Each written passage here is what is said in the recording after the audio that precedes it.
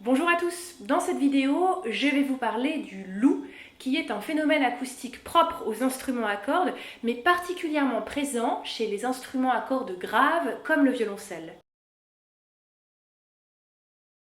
Alors, qu'est-ce que c'est que le lou?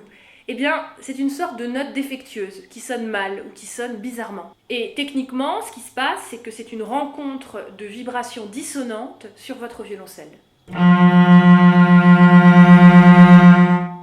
On l'appelle familièrement le lou, c'est-à-dire qu'effectivement le son ressemble un petit peu au hurlement d'un loup, mais plus techniquement on va appeler ça un roulement, on va dire que la note roule. Le problème du lou concerne tous les violoncelles, quel que soit leur âge, leur valeur ou leur qualité. Étrangement, c'est d'ailleurs sur les violoncelles de bonne qualité et très bien réglées que le lou va le plus ressortir. La note sur laquelle le lou va ressortir le plus souvent est généralement située quelque part entre le fa et le fa dièse.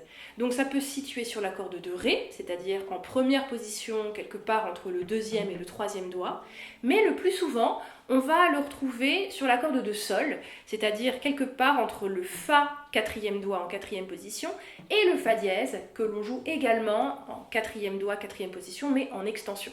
Quand le phénomène du lou est très présent sur votre violoncelle, cela peut rendre votre jeu très inconfortable et désagréable, quitte à carrément vous gâcher le plaisir de jouer votre morceau. Alors, comment s'en débarrasser?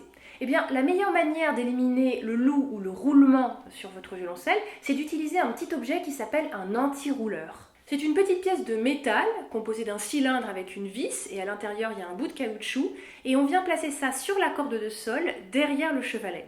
On va toujours placer l'anti-rouleur sur la corde de sol, même si vous avez un lou sur la corde de ré, parce que c'est au niveau de la corde de sol qu'on va vraiment le mieux résorber le problème. Tout d'abord, allez placer la pièce de caoutchouc autour de la corde de sol, puis rajoutez le cylindre de métal autour. Enfin, vous pouvez insérer la vis dans le petit trou du cylindre. Placez l'anti-rouleur tout en bas, juste avant le début du fil de couleur qui entoure votre corde. Maintenant, vous pouvez reprendre votre archet et rejouer à nouveau la note qui a le problème du lou. Si celui-ci est toujours là, dévissez la vis de l'anti-rouleur et déplacez-le d'à peu près 1 mm un peu plus haut sur la corde. Serrez-le à nouveau et recommencez à jouer. Faites cela jusqu'à ce que vous entendiez que le lou commence à se résorber. Ça veut dire que vous êtes en train de vous rapprocher du bon endroit. Donc allez-y vraiment millimètre par millimètre à tâtons jusqu'à résorber complètement le lou. Donc il existe plusieurs types d'anti-rouleurs dans le commerce. Celui-là c'est le plus simple, il est très efficace et très peu cher. Et bien sûr, vous trouverez dans la description un lien pour vous le procurer. Alors il existe également des anti-rouleurs beaucoup plus perfectionnés qui se mettent en fait directement sur la caisse de résonance. L'anti-rouleur va se placer à l'intérieur de l'instrument et un système d'aimant va lui permettre de rester bien fixé à la caisse de résonance sans l'abîmer. Alors ce genre d'anti-rouleur est effectivement très efficace. Il va aller traiter le problème du lou vraiment là où il est, dans le bois. Cependant, ils sont nettement plus chers. Donc je pense que pour une pratique du violoncelle qui n'est pas professionnelle, un anti-rouleur de base comme celui-ci fonctionne parfaitement.